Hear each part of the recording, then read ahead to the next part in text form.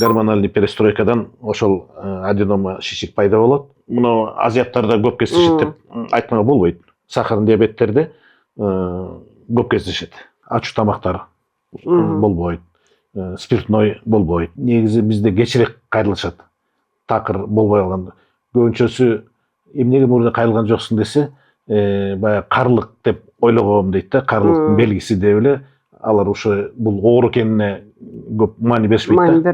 Маани бербейт. 5 күн, 6 күндө уже үйүнө чыгып кетет оору операциядан кийин. Саламатсызбы, урматтуу главное ден соолук подкастын көрүүчүсү.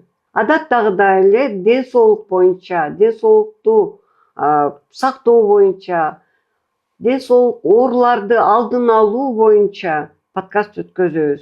Биринчиден, эгерде сиз биздин подкастка кирсеңиз, сизден өтүнүч, сураныч, ушул подкастты лайк коюңуз, бөлүшүңүз, подписка жасаңыз. Эмне үчүн мен сизден ушуну суранып атам?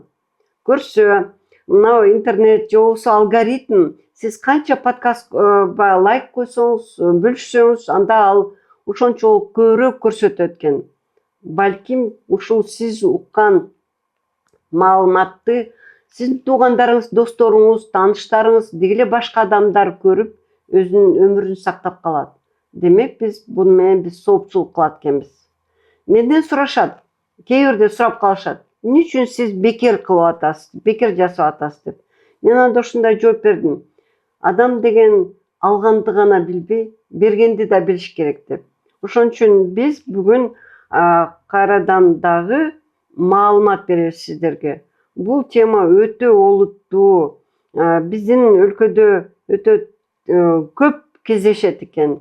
Бул рак простаты, же болбосо кыргыз тилинде залалдуу шишик деп айтылат экен. Жана аденома простаты. Ушул боюнча биздин өлкөдөгү эң биринчи жакшы специалисттердин бири Азиз Абдрасулов урологду чакырдык элек. Саламатсызбы, Азиз мырза? Саламатсызбы. Саламатсызбы. Азиз, сиз менен мен бүгүн мына келгенде сүйлөштүм. Сен деп сүйлөшсөкпү, сиз деп сүйлөшсөкпү деп. Экөөбүз бир убакта бир класста окудук элек. Мына азыр болсо андан бери канча жылдар, канча суулар өттү. Азыркы кезде сиз деп сүйлөөгө мен мажбурмун. Анткени мына ушул 40 жылдын ичинде медицинада өтө чоң авторитетиң бар өзүңдүн. Анан ушул темага айтып берүүгө именно вот сизди чакырдым эле. Дагы бир жолу айткым келет, мынакей биздин врачтардын көпчүлүгү орус тилинде көнүп калганбыз. Бекеринен 70 жыл орустар менен окуганда да орусча сүйлөп. Бирок биздин ушул подкасттын дагы бир максаты бар. Кыргыз тилинде маалымат берүү депчи, кыргыз тилин колдоо деп. Анан ошо сизге рахмат, ушу биздин студияга келип, өзүбүздүн жакшынакай жалпак тилде, кыргыз тилде ушул маалыматты айтып берүүгө макулдугуңуз бергениңизге сизге рахмат. Биринчи суроом сизге, кантип сиз ушунча жылдан бери республиканский больницада иштеп атасыз, бөлүм башчысыз. Анан ушунча жыл иштегениңиздин эмне себеби бар? Кантип сиз ушул урологиянын ичинде ушул жерде иштегениңиз жөнүндө, өзүңүз жөнүндө бир аз айтып кетсеңиз. Эми урология институт бүткөндөн кийин эле ошо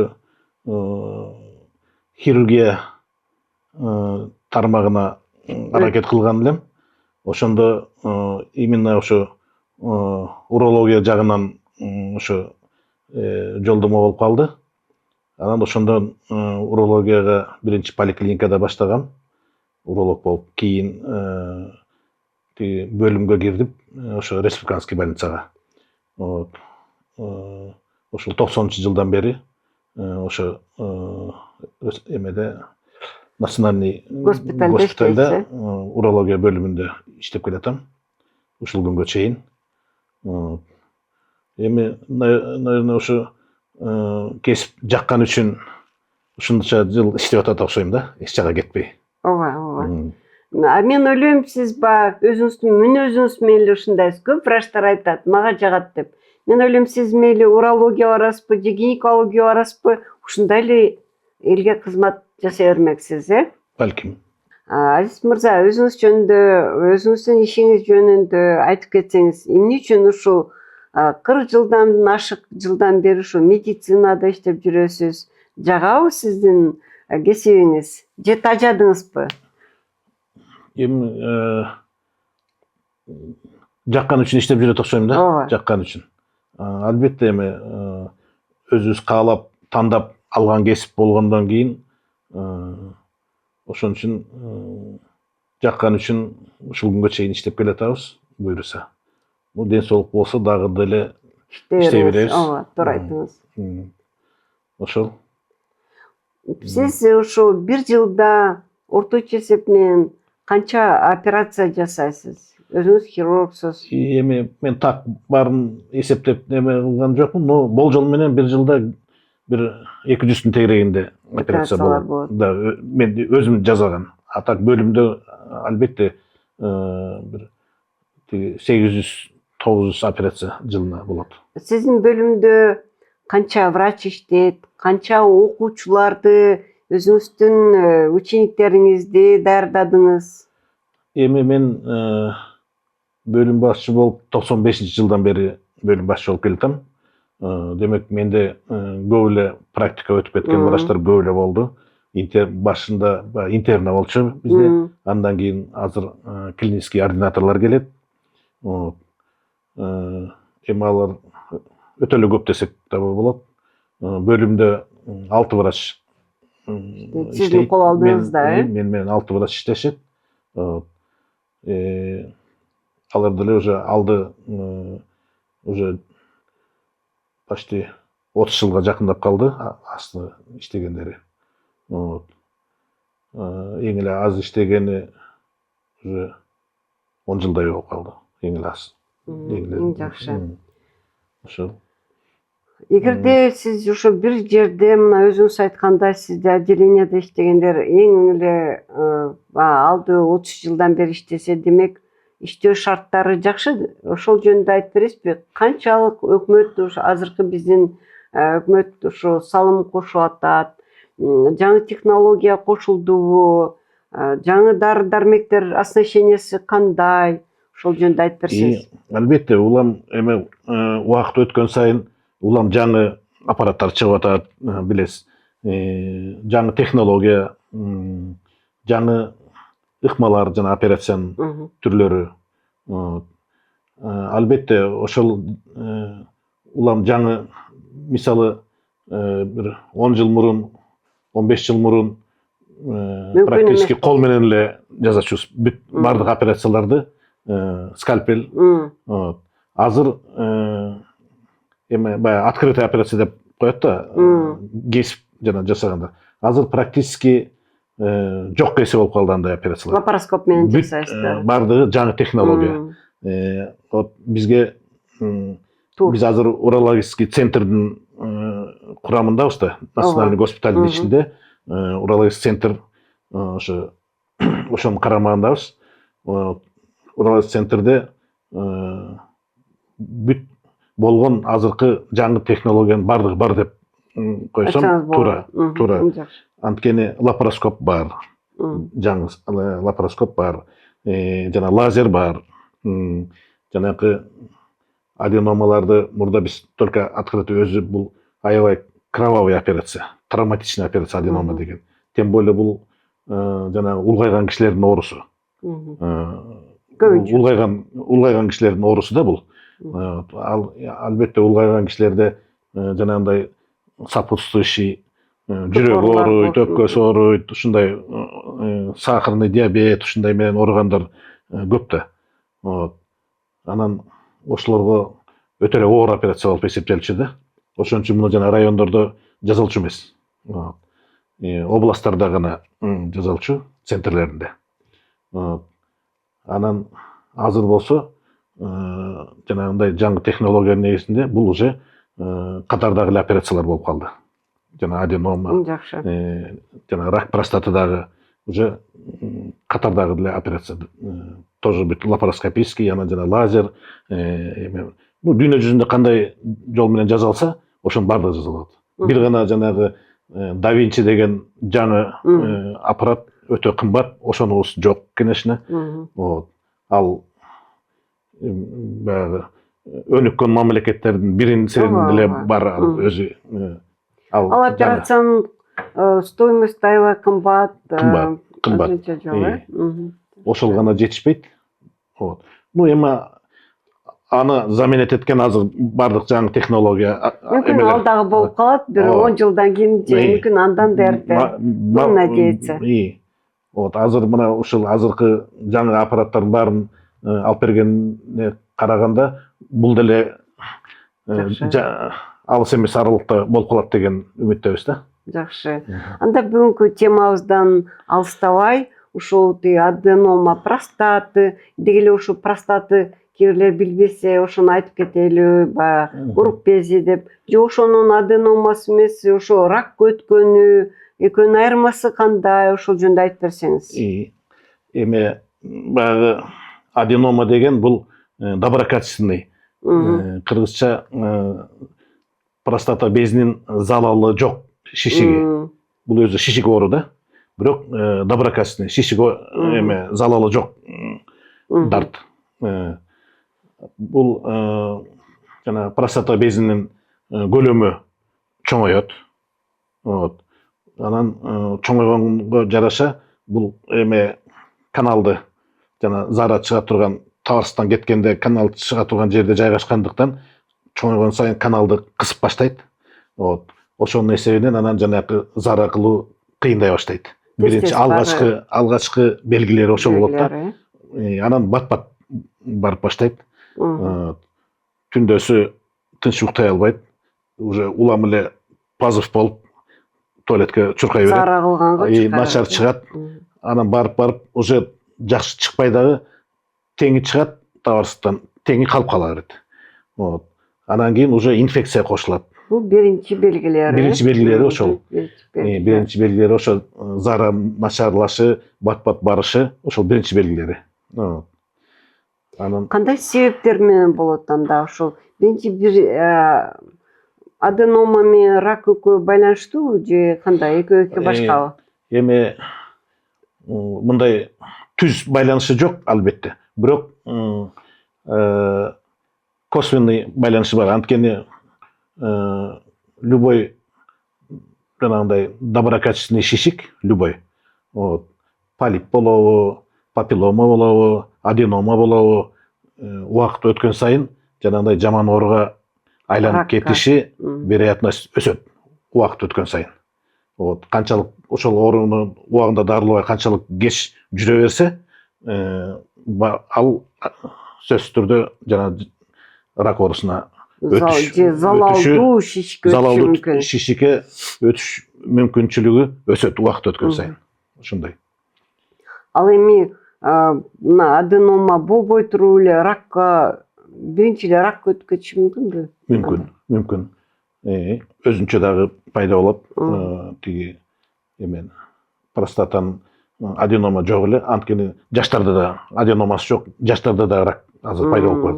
Өзгөчө азыр акыркы күндөрү, акыркы жылдары уже жашарып келет, оорунун баары эле жашарып келет го. Демек, бул оору жаш өткөндөрдө гана жолукчу мурда. Анда себептерин айтып кетпейсизби? Аденома негизи бул улгайган кишилердин оорусу. Бул бир, анан бул жанагы организм улгайган сайын жана гормональный перестройка болот, ошо менен байланышы бар да. Вот. Бул эми бардык улгайган адамдарда болобу же баарында эмеспи? Эми бирөөндө эртерээк пайда болот, бирөөндө кечирээк пайда болот. 80 жаштан кийин 100% деп койсок болот. 100%. Кээ бирөөнүкү мисалы азыр 50 жашта да, например, бир 20 жыл мурун, 30 жыл мурун 60 жаштагылардан редко болчу. Аденома. Биз редко көрчүбүз.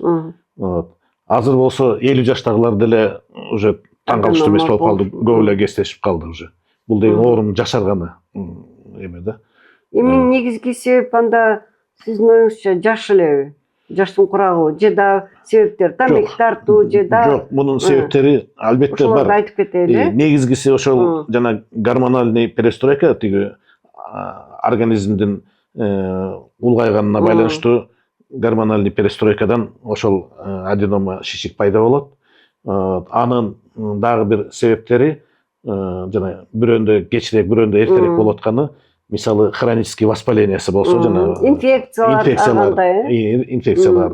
Вот. Анан питание какой-то мере, тамагаш, жанагындай кандай болот? Майлуу ушундай немелер Көбүрөөк болсо, химикаттар влиять этет. Мисалы, беш бармак чучук влиять этеби? Эми ал биздин эмебиз да. Өзү Өзү литературада ошондой жазылат, мындай жирный пища кичине влиять этет депчи. Бирок эми андай дейин десең, биздин тамагыбыз, негизги тамагыбыз ошол жирный тамак болуп атпайбы? Не сказать, что мына азиаттарда көп кездешет деп айтмага болбойт. Мисалы, бул наоборот жанакы немелерде көбүрөөк кездешет. Жана афроамериканцы. Ошоларда негизи аденома. Статистика боюнча. Да, аларда көбүрөөк кездешет. Мүмкүн алар дагы европейцтерде именно залалдуу шишиктери көп кездешет. Аденомага караганда. Ну, образ жизни, жашоо образы. Жана кыймыл аракет аз болгон тоже влиять этет. Жана водители дальнего рейса, ошондой, ошолордуку влиять этет.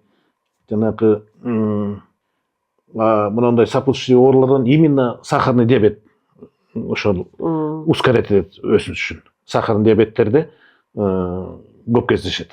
Мен жакында бир угуп калдым, кечирим сурайм сизди баягы сөзүмөн бөлгөнү. Велосипед айдаганда ушул зыян болот дейт. Ушул туурабы же туура эмеспи? Мүмкүн бир биздин бир көрүүчү ушундай суроо берип калышы мүмкүн да. Велосипед зыяндуу дейт. Жок, велосипед кыймыл аракеттин зыяны жок. Зыяны жок.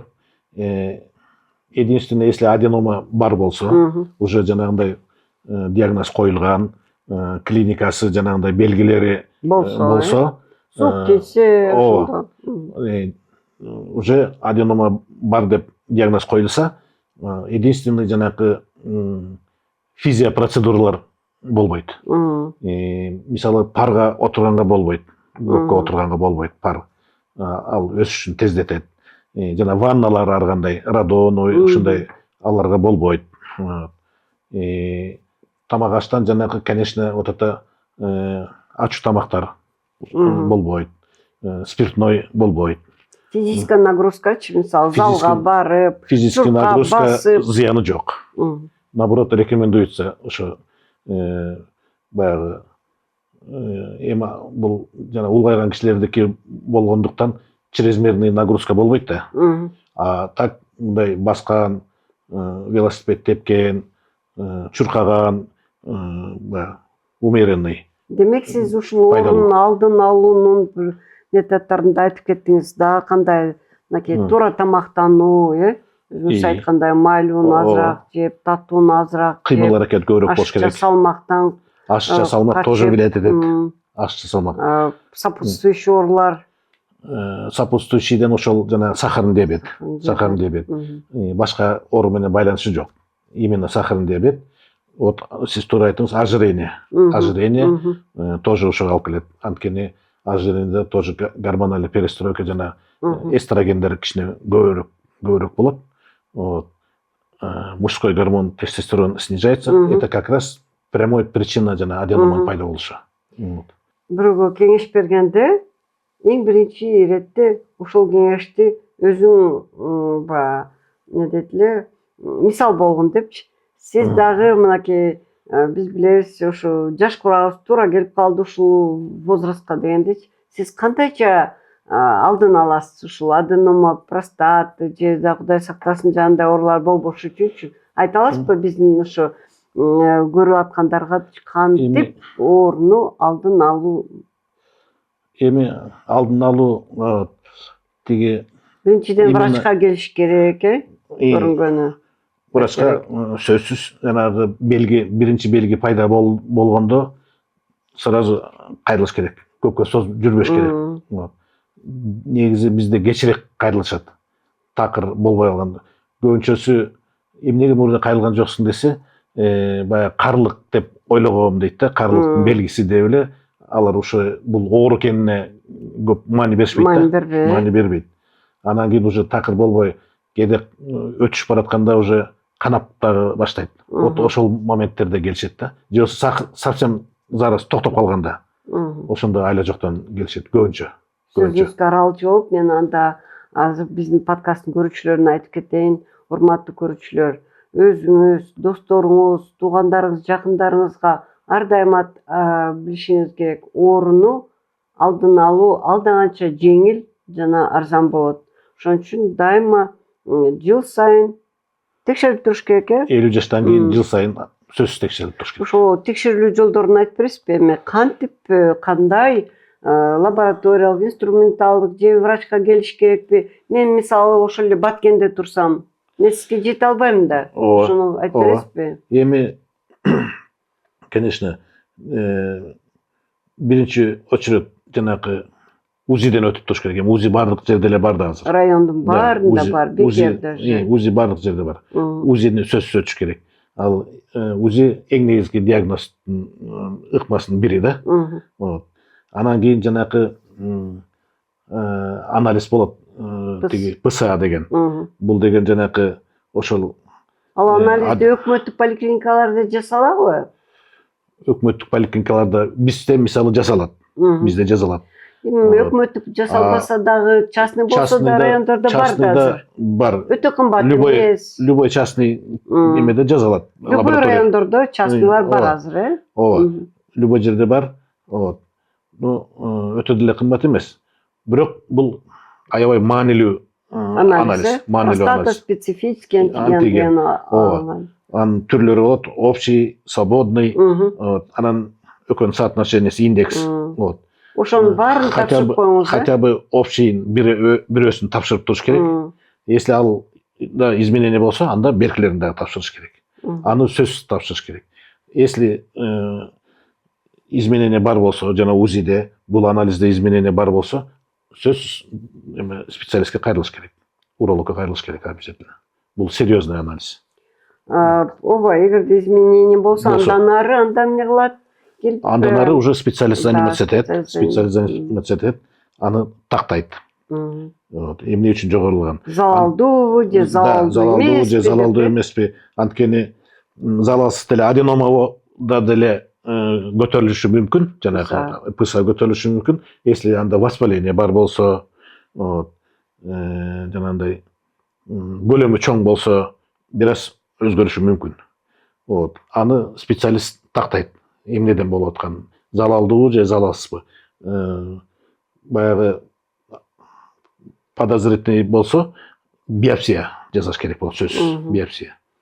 Ошо биопсияны кантип жасайт? Ушуну айтып бере аласызбы биздин подкастта? Биопсия, если жанагы ошол анализ жана өзгөрүү болсо, өтө жогору болсо, анда биопсияны УЗИдин контролю менен жасалат. Аны специалист жасайт, урологдор жасайт.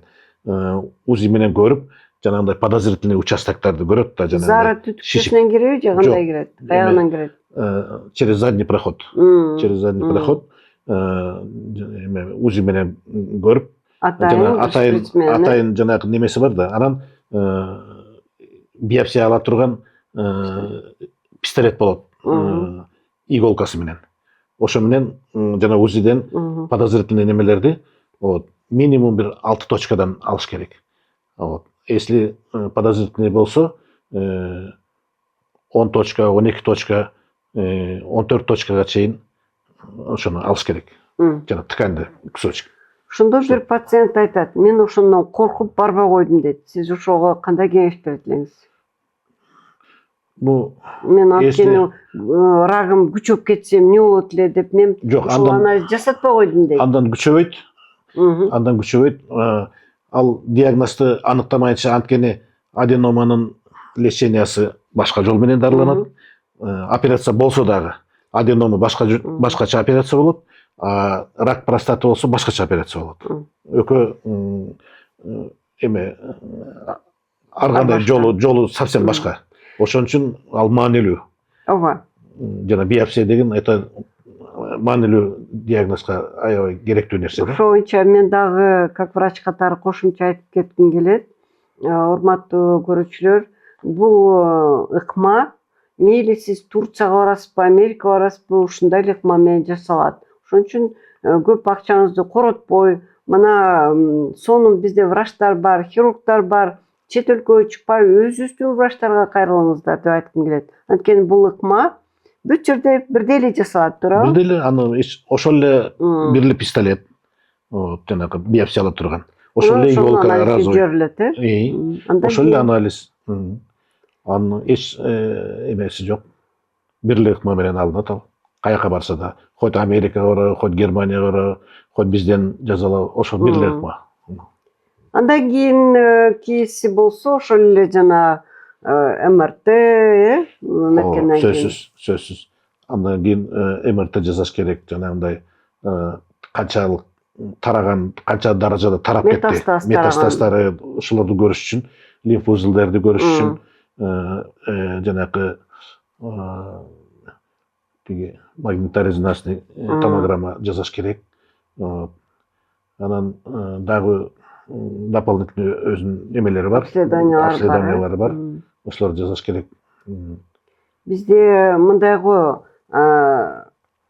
Азиз мырза, баягы врачтарга барсаң көп эле анализдер жасай берет, обследование жасай берет дейт. Мен ошолорго баягы суроосуна жооп катары айтып атам да, ден соолук керекпи? Ден соолук ар дайым кымбат. Бул эми бизде болсо өтө деле кымбат эмес бул. Ошон үчүн врачтын айтканын жасаш керек. Өзүңүздүн ден соолугуңуздан эч нерсени аябай текшериш керек. Туура айттымбы? Эми тиги биз деле анализди жөн эле ойдон чыгарып жазбайбыз да. Туура. Анан кокус аны эми акчасы кетип калат деп, кичинекей бир акчасы кетип калат деп анча анализ жазбай койсок, биз диагнозду кое албай калышыбыз мүмкүн. Анан ал оору өтүшүп кетиши мүмкүн. Эртең анан келгенде уже кеч болуп калышы мүмкүн. Анан кийин кайра эле биз күнөөлүү болуп калабыз. Анткени убагында ошону биз өткөрүп жибердик. Толук текшерген жокпуз. Меланома болобу же рак болобу, негизги метод лечения эми ошо консервативныйбы же операционныйбы? Эми аденоманыкы баягы бул стадия менен канча эрте кайрылганына жараша экен да. Биринчи стадия, экинчи стадия, үчүнчү стадия деп. Анан кийин башталышында, если калдык зара жок болсо, толук чыгып атса, бат болот биринчи симптомдору. Бат болгону менен, если толук чыгып атса, жанагындай дары менен, бирок дарылар убактылуу. Бул шишик оору болуп атпайбы? Аны андай дары жок, чтоб совсем жок кылып жибере турган. Өсүшүн бир аз басаңдата турган бар да.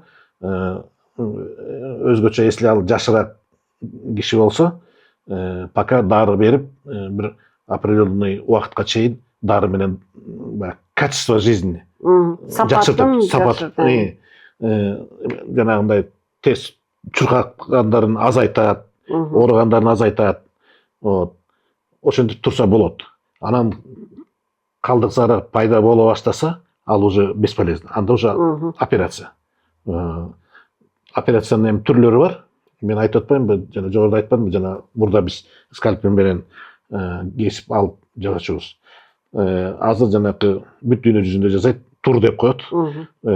Канал аркылуу кирип, аппарат менен кесип, зара түтүкчөсү менен кирип, ошо менен алынат. Бул намного жеңилирээк, чем открытыйга караганда жеңил болот и восстановляться дагы тез болот. Бир 5 күн, 6 күндө уже үйүнө чыгып кетет оору операциядан кийин. Беркинде ачык жасаганда бир 2 жума жатат. И андан кийин дагы уже трудоспособность турдан кийин тез восстановление болот. Качество жизни жакшы болот. Трансуретральный резекция деп коет. И анан азыр жанагындай лазер менен дагы, лазер менен алуу ыкмасы бар. Бул деле жеңил. Бул да канал аркылуу аппарат менен ошо лазер менен жанагы бештер толук алынат, полностью алынып, анан майдаланып отмывать этип коет, болду.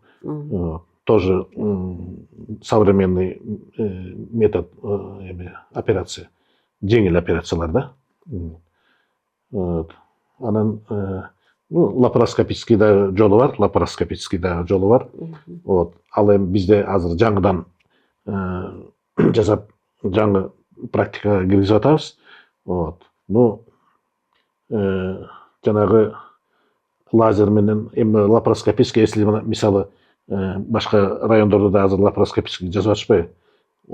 Если, например, лазер жок болсо, тур жок болсо, лапароскопический тоже жасаса болот. Авиация клиникасында ошо лапароскоп менен уже жасап башташты.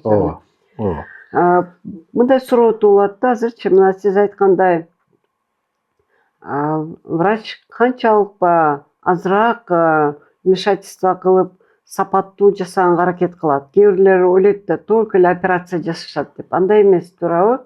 Туура. Андан кийин мели консервативный лечение, мели же химиотерапия, же алып салдыңарбы эктомия да, кандай деп айтылчу эле?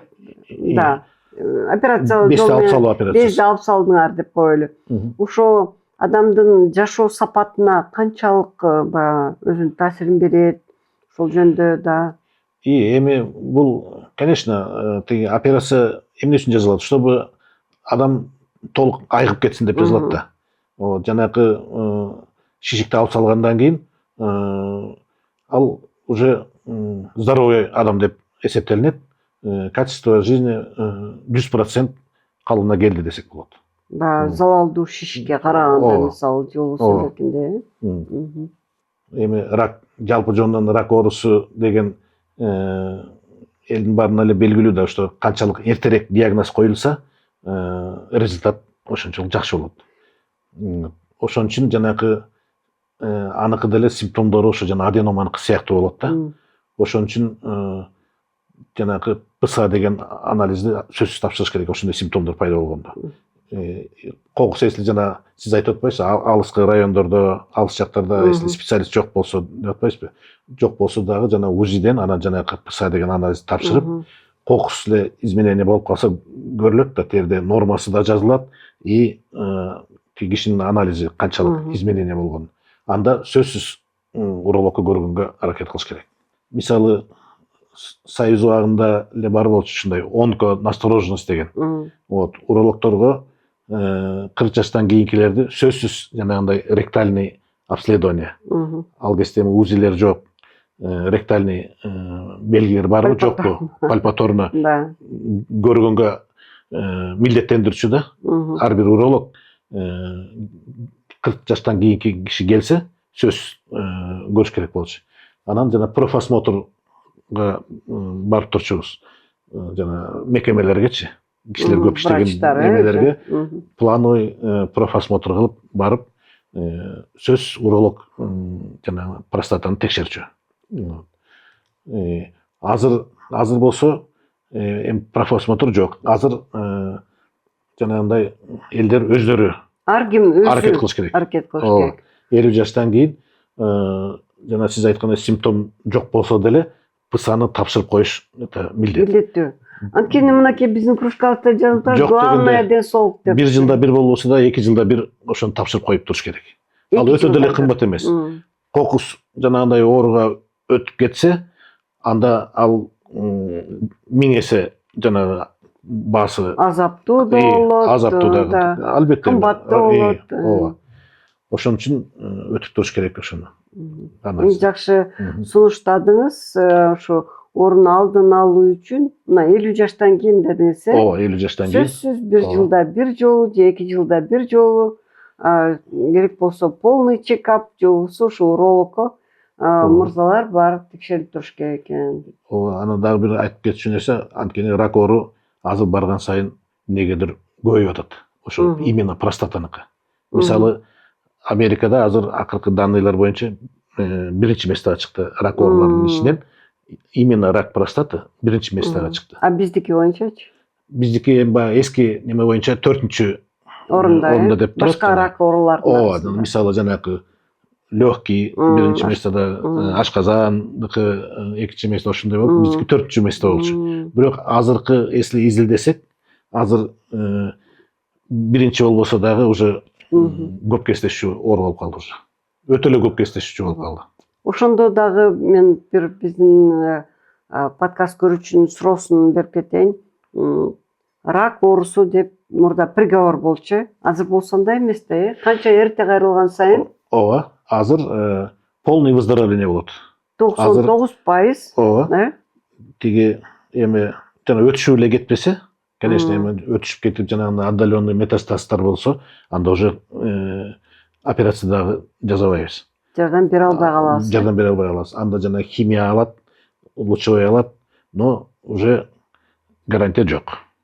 Жана эрте диагноз коюлса, эчли метастаздар жок болсо, 100% айыгат, 100%. Жанагы простата целиком алынат, лимфоузулдар кошо тазаланат и 100% айыгып келет. Сиздин мына канча жылдык стажыңызда өтө кызыктуу бир окуяны айтып бере аласызбы ушул оорулар жөнүндө? Эми баягы албетте эми оорулар баары эле, мисалы ушул эле аденома баары бири-бирине окшобойт. Бирөөнүкү башкача өтөт, бирөөнүкү башкача өтөт. Мисалы жакында эле болду, правда, бөйрөктүн оорусу. Бир киши тиги ошо диагноз коюлбай кеч кайрылган. Тиги зары чыкпай калган да. Аны терапевттерге кайрылган. Ал как нефрологический оору деп диализге жиберген. Бөйрөк отказ берди деп. Диализ алып, бир 2 жума диализ алып жүргөн, гемодиализ. Анан кийин ошол диализ алып аткандан кийин, анан кийин бизге консультацияга жиберишкен. Анда таптакыр башка оору болуп чыкты да. Жанагы бөйрөктөн чыккан жерди кыскалап турган бир болезнь ормонда деген болот. Ал бул өтө сейрек кездешүүчү. Тукумгучулукпу же башка? Жок, өтө сейрек кездешүүчү оору да. Ошондой оору болуп чыкты. Аны операция кылдык и нормальный заария кылып, эметип, как будто эч жери оорубагандай диализден дагы кутулду, жакшынакай болуп, анан жаңы эле кече эле келип кетти. Жакшынакай уже полный айыгып кетти да. Если аны случайно ошо бизге жибербеген болсо, ал ошо өмүр бою диализ алып жүрө бермек. Кыйналып жүрө бермек. Диализ алып жүрө бермек. Сиз ошондо жакшы результат болгондо өзүңүздү кандай сезесиз? Бактылуу сезесизби? Эми, конечно, албетте, ал баягы эми аны сөз менен айтыш кыйын да. Эмне үчүн жана иштеп жүрөсүң деп атпайсызбы ушугачы. Наверное, ушундай моменттер үчүн иштейт болушуң керек. Ооба, туура айтасыз. Азиз мырза, сиз ушул жерге келип, өзүңүздүн кесибиңиз жөнүндө, өзүңүз жөнүндө айтып бергениңизге чоң ыраазычылык билдирем. Биздин көрүүчүлөрдүн атынан, биздин команданын атынан ыраазычылык билдирем. Менин классташым, коллегам Азиз мырза, сизге келгениңизге бүгүн чоң рахмат. Мен ойлойм, сиздин ушул бүгүнкү берген маегиңиз бир адамга жардам берсе, биз баарыбыз бактылуу болобуз, Бир адамга ден соолугуна жардам берсе, анда биз үчүн, биздин ишибиз үчүн бул чоң бакыт. Анан биздин подкасттын аты «Главное ден соолук». Ошон үчүн биз баягы кыргызда бар эмеспи, биринчи байлык ден соолук деп. Көбүнчө биз акыркы жылдары ошону унутуп койдук. Баягы мынтип калышканда гана главное ден соолук дейбиз. Ошон үчүн ден соолукта бололу, ар дайым ден соолукта болойлу.